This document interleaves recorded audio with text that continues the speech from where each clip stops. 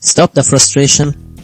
If your App Store wants payment despite Apple gift card balance showing, you're not alone, and we're fixing it right now.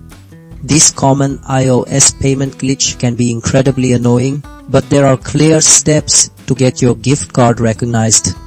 First up, always verify your Apple ID payment settings.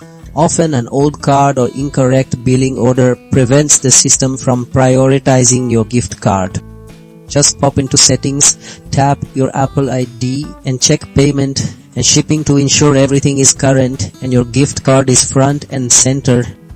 If that initial check doesn't resolve the problem, the issue might be a temporary authentication hiccup, which leads us to signing out and back into your Apple ID. This simple refresh can often force the App Store to reevaluate your account's payment methods. Next, a critical step many overlook is updating billing address details. Even a minor discrepancy can trigger payment rejections, so doubly check those fields carefully. Finally, if all else fails, don't hesitate to contact Apple support directly.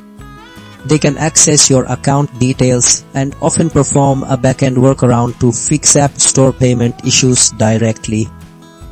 These methods will get your Apple gift card working.